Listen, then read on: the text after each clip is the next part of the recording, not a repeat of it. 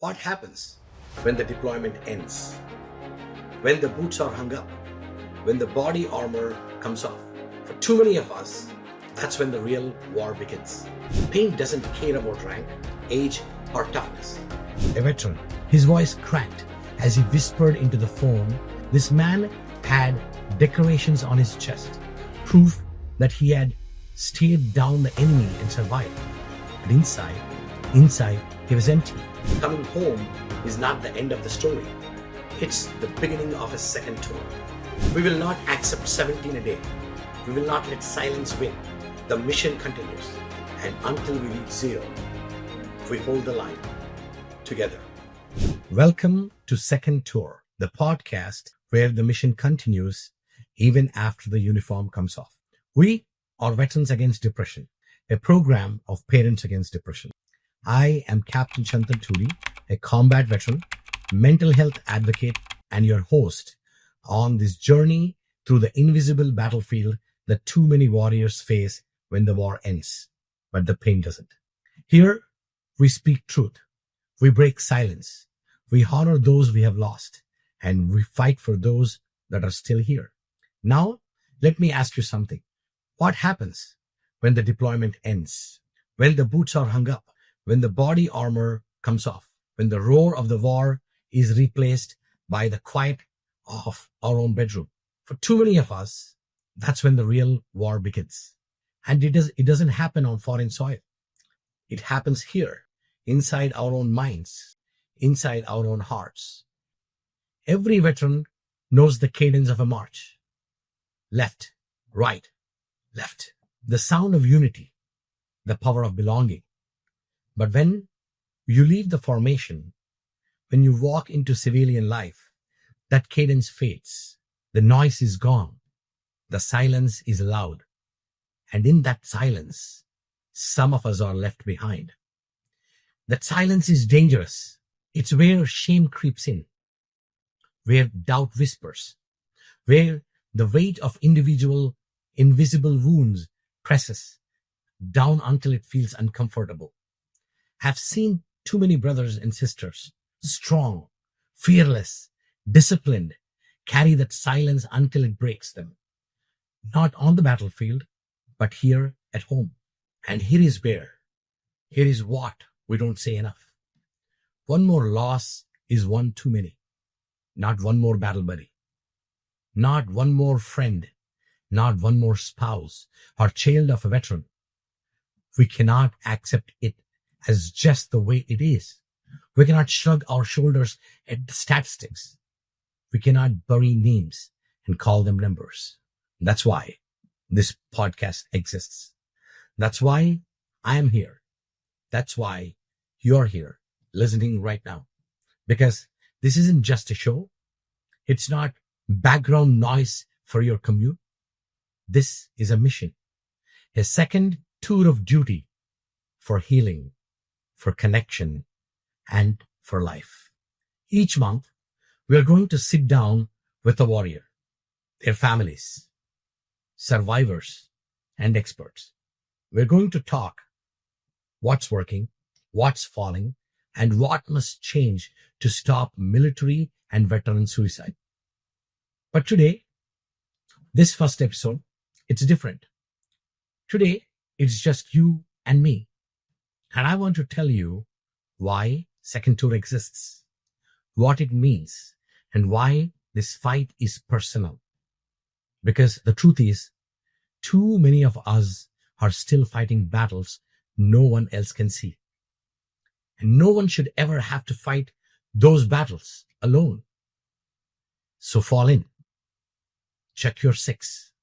Because from here on, we hold the line together. Before I ever put on the uniform, I spent nights volunteering on a suicide prevention hotline. It was not glamorous. It wasn't loud. It wasn't anything like the battlefield I would later know. It was a dim room, quiet, except for the hum of fluorescent lights, a desk, a chair, a headset, and a phone that could ring at any second. I would sit there, heart pounding a little harder with every call light that blinked. because I knew on the other side of that line was someone standing on the edge, someone trying to decide if they could make it one more day. And that voices I heard, they were not just strangers. They sounded like brothers, like sisters, like the very people I would one day serve beside. They were heavy, tired voices, veterans, service members, parents, and sometimes kids. Voices weighed down by invisible rucksacks, full of grief, shame, trauma, and hopelessness. On those calls, I learned two truths. First, pain doesn't care about rank, age, or toughness. It doesn't care if you have got stripes on your sleeves or medals on your chest. Pain is an equal opportunity enemy. Since silence convinces you that you're alone, that you're weak, that no one would understand. There is one call I'll never forget. A veteran. His voice cracked as he whispered into the phone that he could not find a reason to go on. This man had decorations on his chest, proof that he had stared down the enemy and survived. But inside, he was empty. And what broke me was this. He did not want his family to think he was weak. Imagine that. He had risked his life for his country, but was terrified of being judged for asking for help. That night, after I hung up, I sat in the dark and thought to myself, how can we send people into combat with gear, with training, and with detailed operations orders, and then leave them defenseless against the battles inside their own mind? That question haunted me. And then it got personal. I lost a close friend to suicide. Not a headline, not a number in a statistic. A friend, someone I laughed with, someone I trusted, someone I never thought would be gone like that. And in that moment, I realized this isn't just statistics. This is personal. Every single loss has a face, a name, a family that will never be the same. That's when I decided to join the military. Yes, to serve my country, but also to understand, to put myself in the boots of the very people I had been hearing on those phone calls, to experience firsthand what warriors carry and why so many of us never asked for help. And when I got in uniform, I saw it up close. 17-year-olds, fresh out of high school, kids, really, carrying rifles and rucksacks, heavier than they were. But they were also carrying something you could not see, the invisible weight, the weight of pressure, of fear, of expectations. And I watched as brothers and sisters cracked under that weight. And they did not say a word. Why? Because they were too proud, or too scared, or too convinced that no one would understand. I saw resilience. I saw courage. I saw incredible human beings do impossible things under pressure. But I also saw silence. And silence, too often, is what kills. That's when it hit me. The battlefield doesn't end when you step off the plane. It just changes. The mission doesn't end with deployment orders. The real mission starts when you come home, because coming home is not the end of the story. It's the beginning of a second tour. A tour not fought with rifles or convoys, but with honesty, connection, and courage of a different kind. That's why I am here. That's why this podcast exists. Because if I can help even one Alex, one Vince, one brother, one sister, one family member, then maybe someone else doesn't have to make that call or live with that silence. And maybe, just maybe, together we can finish the mission that matters the most, making sure we don't lose one more to the battles no one else can see. Let's talk numbers. Every day in America, about 17 veterans take their own lives. That's more than 6,000 a year. 17. That's not just a statistic. That's 17 families every single day getting the phone call no one ever wants. 17 dinner tables with an empty chair. 17 battle buddies left wondering if they missed the signs. 17 names that too often never make the news. Now, for those still in uniform, for our active duty brothers and sisters, the numbers don't look much better. Suicide rates have been climbing steadily for over a decade. In some years, they have outpaced combat deaths. Think about that for a second. A soldier in uniform is statistically more likely to die by their own hand than by the enemy's. We prepare for the battle with drills, with weapon ranges, with wargaming exercises. We have standard operating procedures for every contingency. But when it comes to the war inside our own minds, too many of us are going into the fight without backup, without tools, and without a plan. Billions of dollars have been poured into programs. Posters line the walls of barracks. Hotlines are plastered on the bathroom doors. We have awareness campaigns, hashtags, and slogans. And yet, we still lose brothers like my friend. We still bury sisters who could not carry the silence. We still see too many like Alex and Vince. Let me tell you about Alex. Alex is a young active duty soldier. He is dedicated, reliable, the kind of troop every leader wants in formation. When the first sergeant calls for accountability, Alex is always there. Sharp uniform, clean weapon, perfect salute. On the outside, Alex looks squared away. But inside, he's exhausted. Anxiety keeps him awake at night. Stress presses on his chest like an extra rucksack he can't even put down. His mind races with what ifs. But when the alarm goes off at 0500, Alex laces up his boots anyway, because that's what soldiers do. And here is the part that breaks me. Alex doesn't dare ask for help. Why? Because he's convinced that if he admits he's struggling, it will be seen as weakness, that it could stall his career, that he will be that guy. So Alex stays silent. And every day, that silence gets heavier. Now, let me tell you about Vince. Vince is a veteran. He served his country proudly. He's got photos of his unit framed on the wall. He's got stories that make his kids' eyes widen. He's got the kind of pride that only comes from wearing the flag on your shoulder. But now, Vince feels like a stranger in both worlds.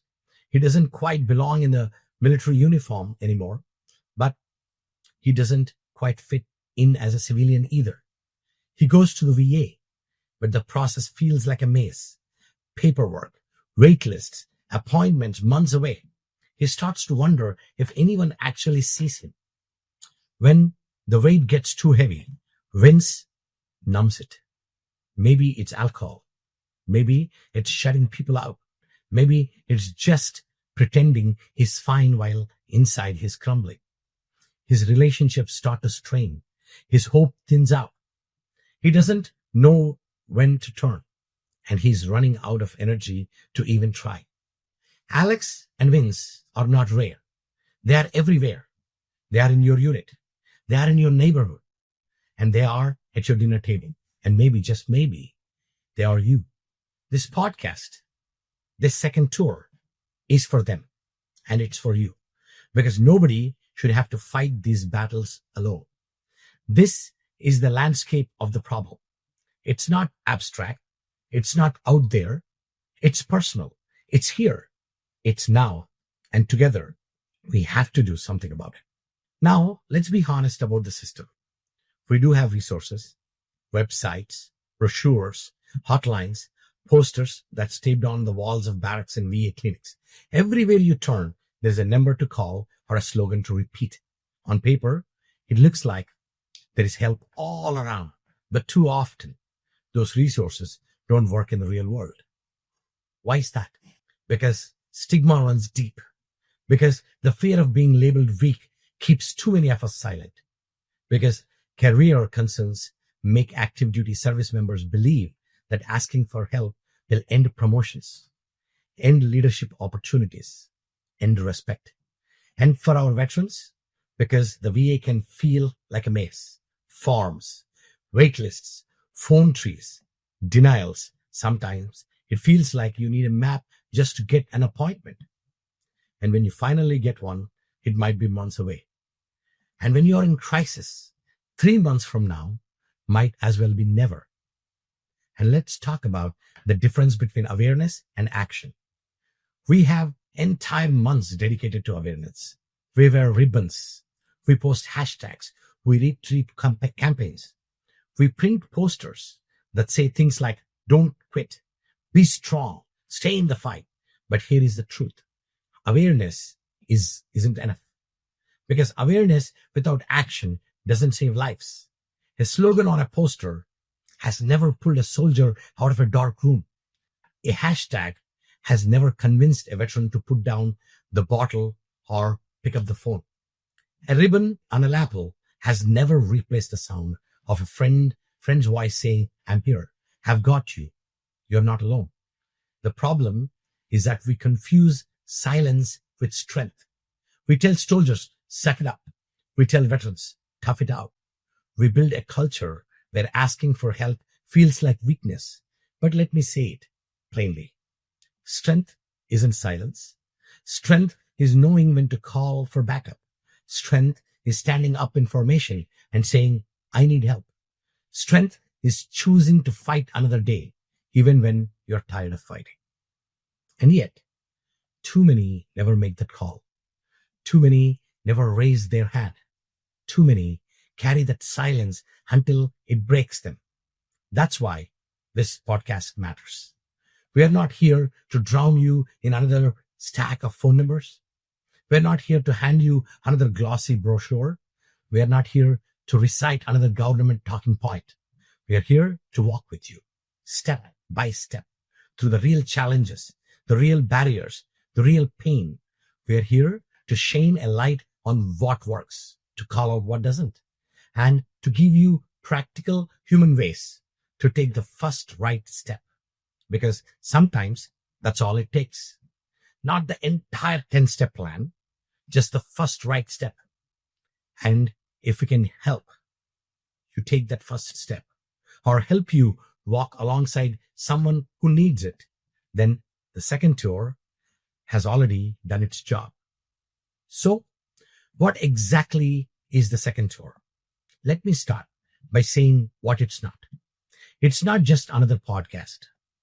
It's not background noise for your commute. It's not one more voice in the sea of voices telling you what you already know. The second tour is a mission. And like any mission, it has purpose. It has strategy. It has objectives we cannot afford to fail. First, it's an investigative mission. We're going to shine a light on the cracks in the system. We're going to ask the hard questions. Why are billions of dollars spent and yet we still lose 17 veterans a day? Why do we keep producing programs that look good on PowerPoint slides but never reach the people who need them most? Why do so many of us, our brothers and sisters, fall through the cracks of the VA or stay silent in the ranks because they're afraid of the consequences? We're going to hold leaders, systems, and even ourselves accountable because this fight is too important to ignore the truth. Second, it's a story-driven mission. Numbers tell part of the story, but it's the names, it's the faces, it's the voices that what really matters. Here, we're going to tell the human side, the pain, the resilience, the breakthroughs. You're going to hear from warriors who stood on the edge and found a way back, from families who held the line through sleepless nights, from survivors who now dedicate their lives to making sure no one else feels that same loneliness. Because stories are what connect us. Stories remind us that we are not alone. And sometimes hearing one voice say, I've been where you are and I made it out, can be enough to give someone the strength to hold one more day. Third, it's an action mission. Awareness is not the same as action. We can't just raise awareness anymore. We can stop at slogans, hashtags, posters. So at the end of every single episode, you will get what I call a next step briefing. Not a lecture, not a pile of resources to drown you, just one clear practical thing you can do today. It might be a question to ask your battle buddy. It might be a call you can make. It might be a simple step you can take from your own mental health. Because change doesn't happen in speeches. Change happens in steps, one after another, one after another. This podcast is built to give you those steps, to walk with you through the fog, to give you a battle plan, not just hope, but action. And let me be clear, this isn't just a podcast. This is a rally cry for every soldier, sailor, airman, marine, and guardian who has never felt like their battles did not matter. For every veteran who has ever started or stared at the ceiling at 2 a.m. and wondered if anyone would care if they are gone. For every family member who has ever carried the silent weight of watching someone they love struggle. The second tour is for you. It's for us. It's for every name carved into a memorial, and for every name we refuse to add to that list. Because the mission doesn't end when you leave the battle. The mission continues here, in your living room, in clinics, in quiet moments when no one else can see the fight you're in. And this time, we don't fight alone. This is a second tour, and together we hold the line. So, let me pause here and speak directly to you. Not to the crowd, not to the statistics, to you. If you're still in uniform, I know the pressure you carry, the pressure to perform, to meet the standard, to be the one others can rely on. I know what it feels like to hold things in because you're afraid that if you let them out, someone will write you off. That raising your hand might mean losing rank, losing opportunities, losing respect. Hear me clearly. It won't cost you your career. But silence could cost you your life. And your life, your story, your purpose is worth far more than any evaluation report or promotional board. If you're a veteran, I know the civilian world can feel hollow, like the purpose you carried in uniform stayed locked inside a rucksack you will never get back. Like the camaraderie, the mission, the sense of belonging, all of it ended the day you turned in your gear. But hear me, you're not done. Your purpose isn't gone. It just looks different now. It may not be wearing a patch on your shoulder, but it still matters. It might look like raising your kids, mentoring someone younger, starting a business, helping a neighbor, speaking truth about what you have lived through. Purpose doesn't end. It evolves. And if you're a family member, you carry your own battles. You see the cracks long before we admit that they are there. You stay up late, worrying, wondering what more you could do. You sit in silence, feeling completely powerless, afraid that saying the wrong thing might push us further away. Hear me. You're part of the mission too. You're not on the sidelines. You're not just a bystander. Your love, your persistence, your willingness to notice and to care, those things save lives. So here is a challenge. I want you to ask yourself 3 questions. When was the last time you checked on your battle buddy?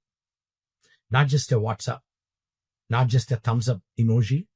I mean, really checked in. Looked them in the eye and asked, how are you? Really? And waited for the answer. When was the last time you told the truth about how you're doing? Not the polite answer, not I'm fine. The truth, the messy, uncomfortable truth. Because vulnerability isn't weakness. Vulnerability is courage. And when was the last time you believed, truly believed, that your story mattered? Because it does. Your scars, your struggles, your survival, they're not signs of failure. They're proof that you're still here. Proof that you still have chapters left to write. Every single one of us has a role in this mission. Some of us are on the front lines of our own battles. Some of us are standing watch over someone we love. Some of us are still trying to find the words, but none of us are meant to fight alone. So my challenge to you is simple, but not easy. Tell the truth. Check your six. Believe that your story still matters, because it does, and because you do. This is second tour, and here is your next mission. Be ready for action in your own life and in the life of someone you love. Don't wait for the perfect moment. Don't wait for the crisis. Be ready now, because readiness can save lives. Check your six. Every soldier knows this. You don't just watch what's in front of you. You protect your back. Check on your brothers. Check on your sisters. Send the next text. Make the call. Knock the door. Sometimes the smallest action, 2 minutes, 10 words, can be the lifeline someone's been waiting for. Fall in. No mission succeeds alone. So fall in with us. Subscribe. Share this episode with one person who needs to hear it, because this movement is only as strong as the people willing to carry it forward. Your small act of sharing may be the next exact reason someone makes it to tomorrow. Sound off. Tell your story. Your voice matters more than you know. DM us, email us, leave a voice message, because silence isolates, but stories connect, and connection is what keeps us alive. This isn't a passive listening. This isn't a background noise. This is reporting for duty. When you listen to this podcast, you're not just a listener, you're part of the formation. You're standing shoulder to shoulder with veterans, service members, and families across the country who are saying no more, not one more. So here is the oath we take together. We will not accept 17 a day. We will not let silence win. We will not let our brothers and sisters fight alone, because the mission continues. And until we reach zero, we hold the line together.